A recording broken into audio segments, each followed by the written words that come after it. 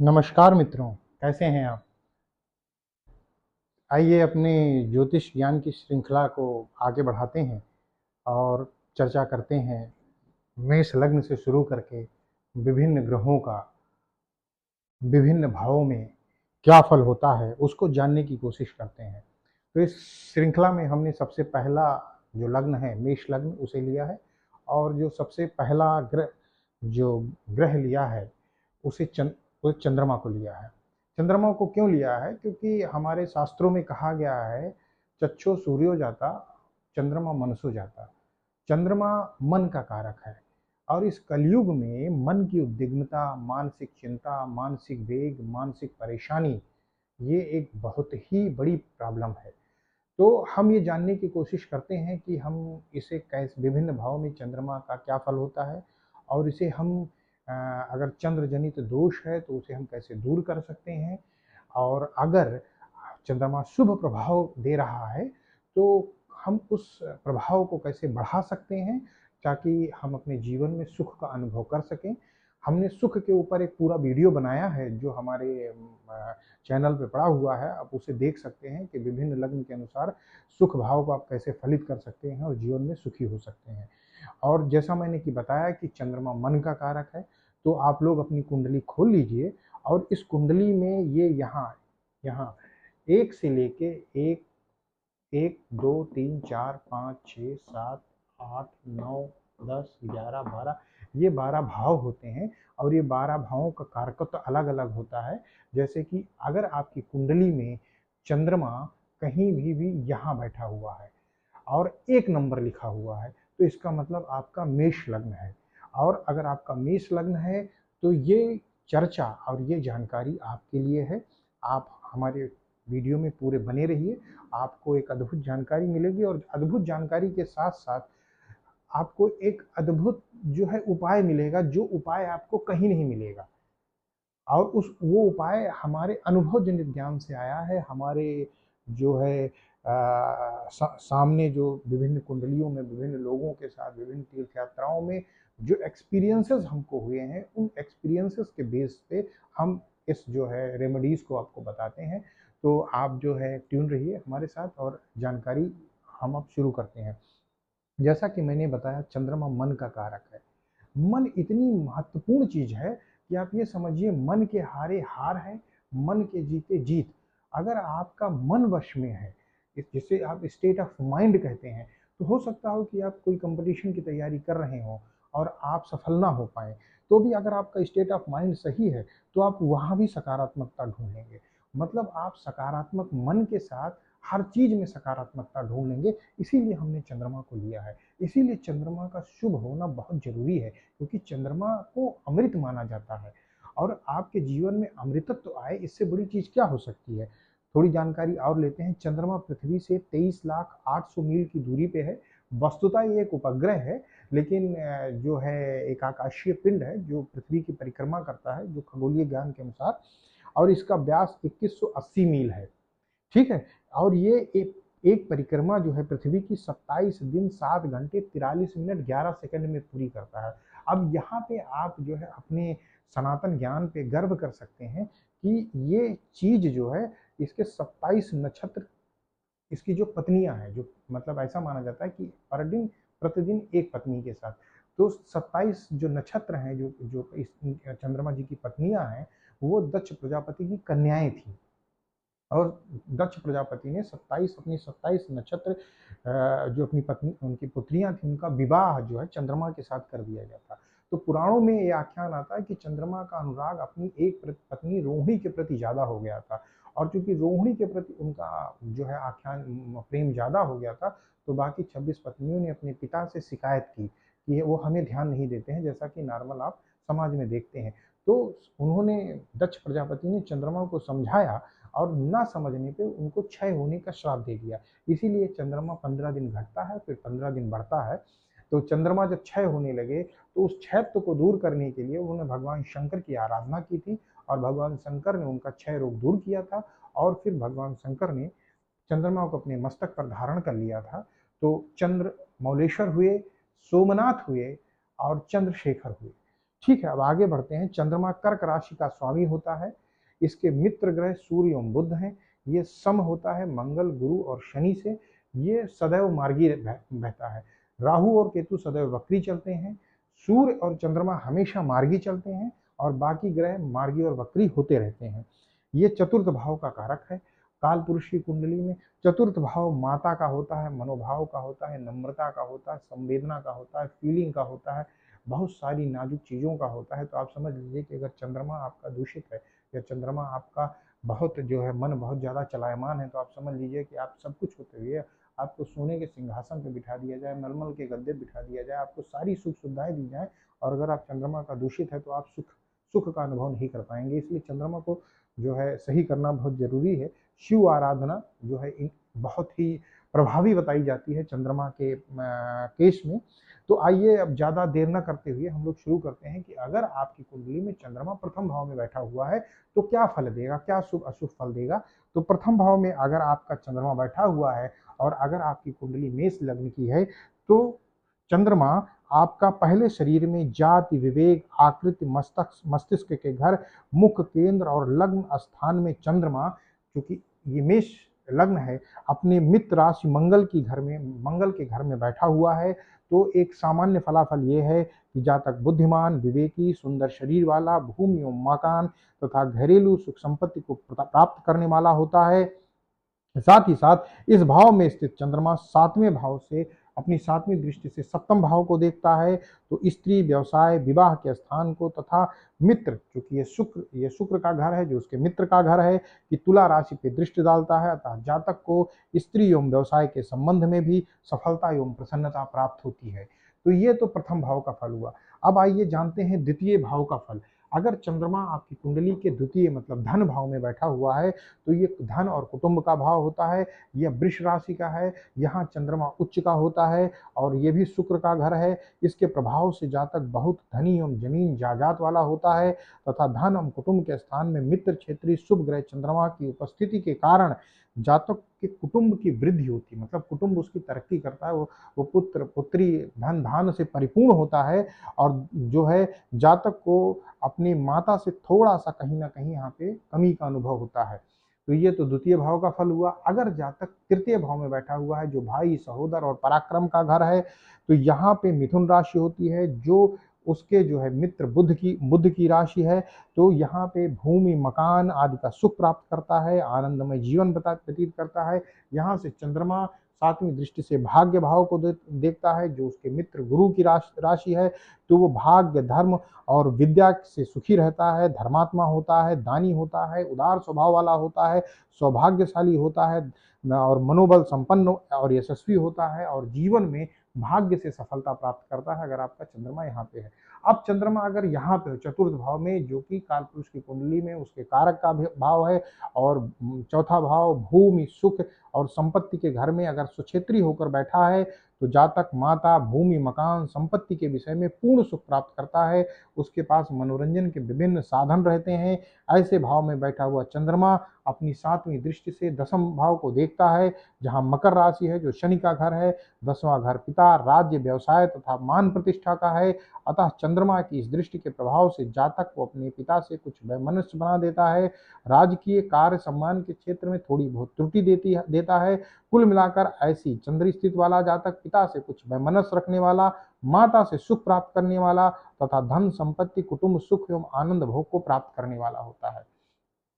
ये चतुर्थ भाव का हुआ। अगर चंद्रमा पंचम भाव में बैठा हुआ है, पंचम भाव जो है प्रेम संबंधों का होता है, विद्या का होता है। तो बुद्धि और संतान के घर में चंद्रमा अपने मित्र सूर्य की सिंह राशि में स्थित है। उसके प्रभाव से जातक बहुत बड़ा विद्वान, बुद्धिमान एवं संततिवान होता है। उसे भूमि, माता, संपत्ति, मकान तथा मनोरंजन आदि का सुख भी प्राप्त होता है। उस स्थान में स्थित चंद्रमा की सातवीं दृष्टि 11वें लाभ तथा आय के भवन में शनि की कुंभ राशि में पड़ती है, जिसके कारण वो शांत बुद्धि के कारण हर कठिनाई को हंसते हुए संघर्ष करके अंत में सफलता प्राप्त करेगा। कुल मिलाकर ऐसी चंद्र स्थित वाला जातक विद्वान, बुद्धिमान, धनी, संपत्तिवान, गंभीर, शांत, संतोषी, चतुर, भू संपत्ति का स्वामी, माता के सुख से युक्त, परंतु व्यवसाय के क्षेत्र में कभी ऊंच नीच का शिकार का अनुभव करने वाला होता है।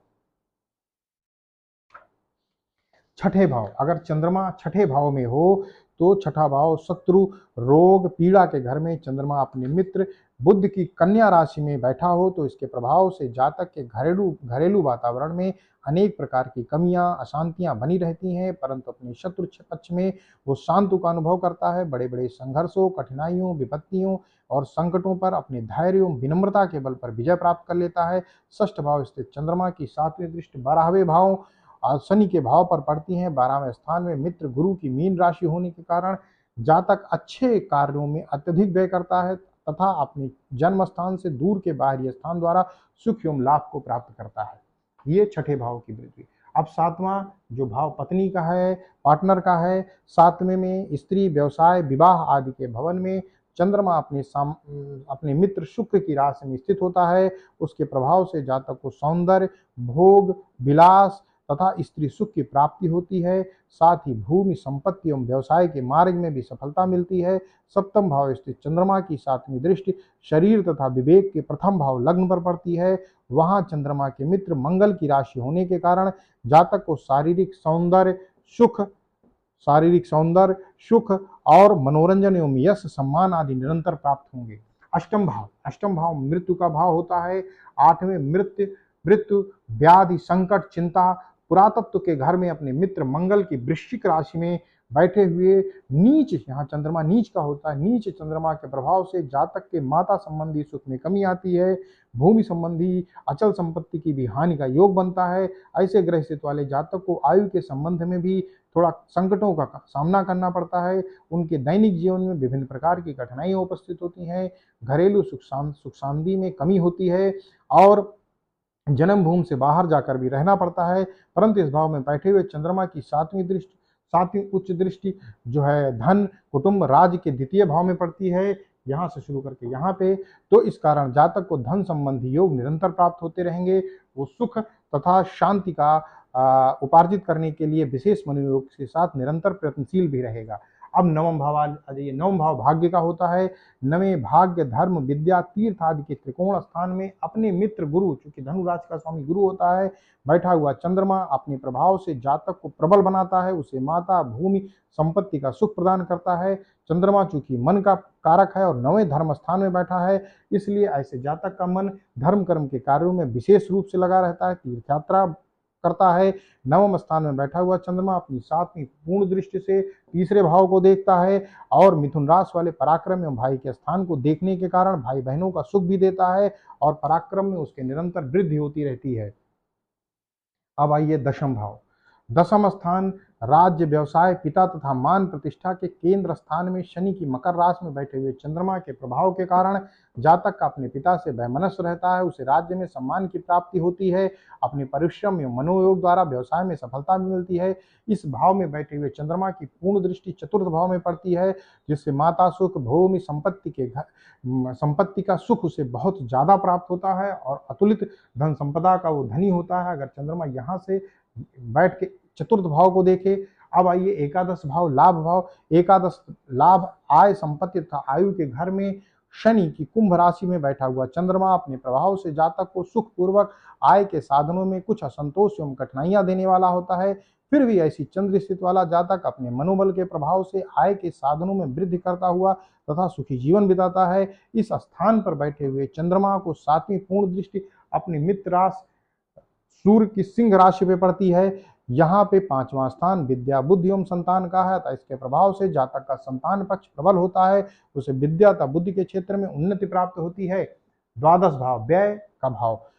12वें व्यय, हानि, रोग के घर में अपने सामान्य मित्र गुरु की राशि में बैठे हुए चंद्रमा के प्रभाव से जातक का खर्च शुभ कामों तथा ठाट बाट में होता है, परंतु उसे किसी प्रकार का दुख नहीं होगा। 12 मगर बाहरी स्थानों से संबंध का द्योतक है, अतः इस भवन में चंद्रमा की स्थिति से जातक बाहरी स्थानों से श्रेष्ठ संबंध बना रहेगा। इस भाव में स्थित चंद्रमा अपनी सातवीं पूर्ण दृष्टि से बुध की कन्या राशि वाले शत्रु, चिंता, पीड़ा के घर को देखता है। इस कारण जातक शत्रु पक्ष के प्रति शांतिपूर्वक व्यवहार अपनाएगा।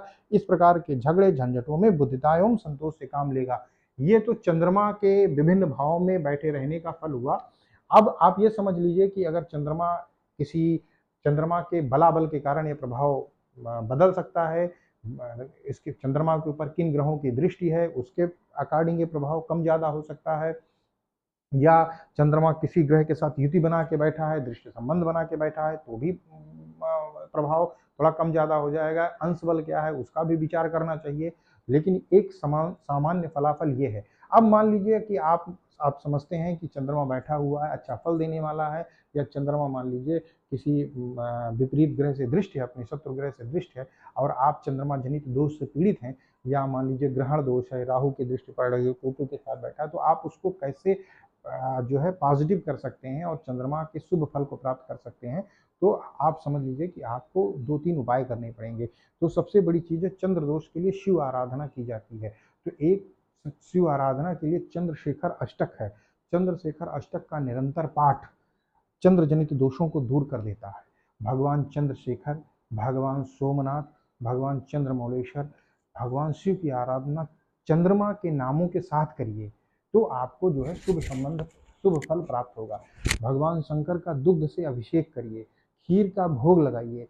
अब सोमनाथ, द्वारिका जी में सोमनाथ हैं, उनका दर्शन करने जाइए, तो आपको शुभ फल प्राप्त होगा। इसके साथ साथ हर पूर्णिमासी के दिन आप अगर कुछ नहीं कर सकते हैं, आपको रोज आप पूजा नहीं कर सकते हैं, तो पूर्णिमा के दिन और अमावस्या के दिन जरूर से जरूर भगवान शंकर के मंदिर में जाइए और इसे अपने जीवन में एक नियम की तरह बना लीजिए। आज जब ये नियम की तरह आप बना लेंगे और इसे आप 6 महीने तक करेंगे, तो आप पाएंगे कि आपके जीवन से परेशानियां दूर होती गई चली गई। अगर आप ओम नमः शिवाय मंत्र का जप कर सकें 1 माला रोज प्रतिदिन, तो भी आपको प्रभाव मिलेगा। अगर आप सोमवार सोमवार दर्शन करिए भगवान शंकर का, तो भी आपको फल मिलेगा।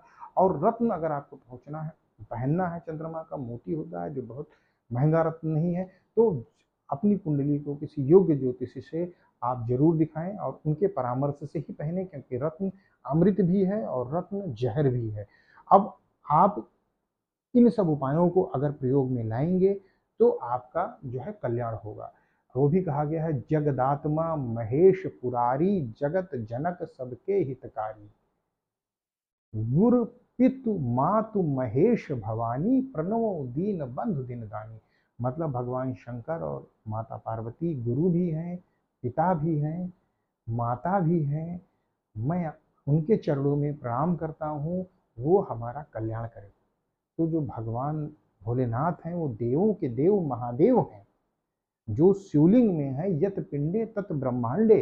तो अगर आपका चंद्रजनित दोष है, अगर आप भगवान शंकर की आराधना करते हैं, तो आपके 9 ग्रह बैलेंस हो जाएंगे। अब इन्हीं सब वाणी के साथ मैं अब जो है इस इंफॉर्मेशन सेशन को यहीं ख़त्म करता हूँ। और एक बात और, 22 जुलाई से सावन शुरू होने वाला है, तो अगर आप चंद्र जनित दोष से पीड़ित हैं, आपका मन अशांत रहता है, तो चिंता किस बात की। 22 जुलाई से शंकर जी के विशेष दिन श्रावण मास के शुरू हो रहे हैं। भगवान शंकर का नाम जपना शुरू करिए और अपने जीवन में परिवर्तन का अनुभव करिए। भगवान भोलेनाथ आपका कल्याण करें।